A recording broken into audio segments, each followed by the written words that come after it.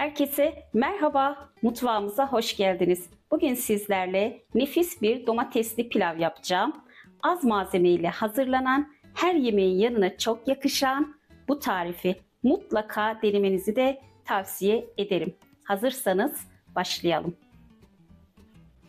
Malzemeler: pirinç pilavımız için 2 yemek kaşığı tereyağı, 2 adet rendelenmiş domates, tuz, 2 su bardağı sıcak su, üzeri için 1 yemek kaşığı eritilmiş tereyağı. Ayrıca pirincimizi ıslatmak için yine sıcak su, tuz, 3-4 damla limon suyu, sıcak su. Ön hazırlık olarak şöyle arkadaşlar, pirincimi güzelce yıkadım. Hemen kabımıza alıyorum. Üzerine birkaç damla limon ilave edeceğim. Şöyle 3-4 damla yeterli. Hatta fazla bile oldu diyebilirim. Şöyle 1 tatlı kaşığı da tuz ilave edip üzerini sıcak su geçecek kadar pirinçlerin üzerine ilave ediyorum. Burada 15-20 dakika öncelikle pirinçlerimizin bir beklemesini sağlıyorum. Pilavımı yapmaya başlıyorum. Hemen yan tarafta diğer ocağımda suyum kaynamaya bıraktım. Ocağımızı da yakıyorum. Şöyle 2 yemek kaşığı tereyağımızı hemen aldım. Şöyle erimesini bekliyorum.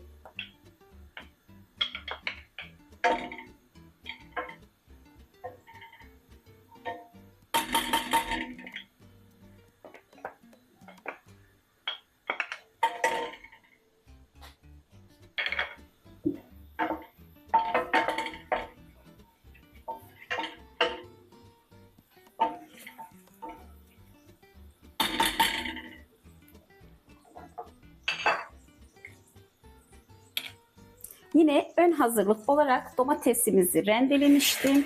Şöyle domatesimizi ve tereyağımızın üzerine aldım.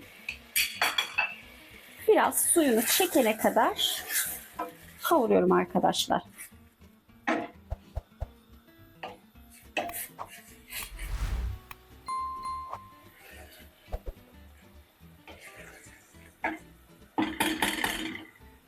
Evet, az bir şey suyunu çekmesini sağladım. Hemen 2 bardak suyumuzu da ilave ediyorum. Kaynar suyumuzu.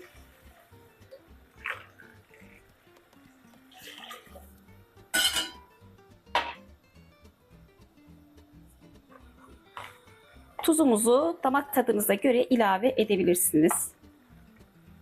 Tuzumuzu da ilave ettim.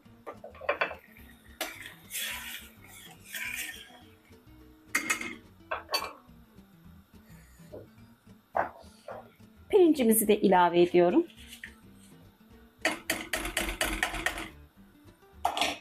Öncelikle göz göz kaynamasını sağlayacağım.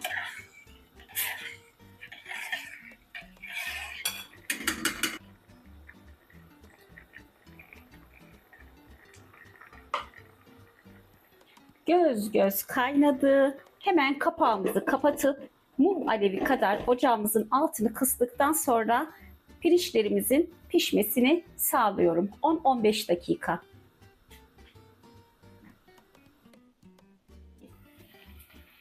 Pilavımız pişti arkadaşlar. Hemen şöyle yine havlu peçetemi kapatıyorum. Öncelikle bir 10-15 dakika dinlenmesini sağlıyorum.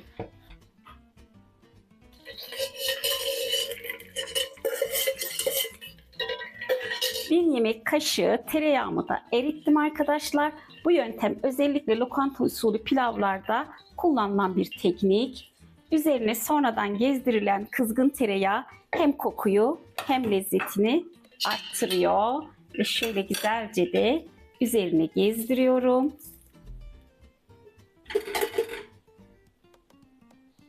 Pilavı ağırlaştırmadan zenginleştirir arkadaşlar. Ve yine şöyle güzelce peçetemi kapatıp bir 5 dakika daha dinlendiriyorum. Ve doğru servise gidiyorum.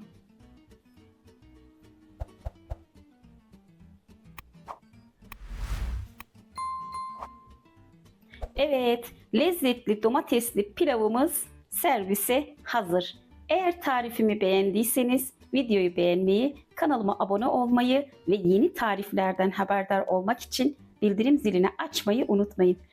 Görüş ve önerilerinizi yorumlarda benimle de paylaşırsanız çok sevinirim. Bir sonraki tarifte görüşmek üzere. Sevgiyle kalın, hoşça kalın.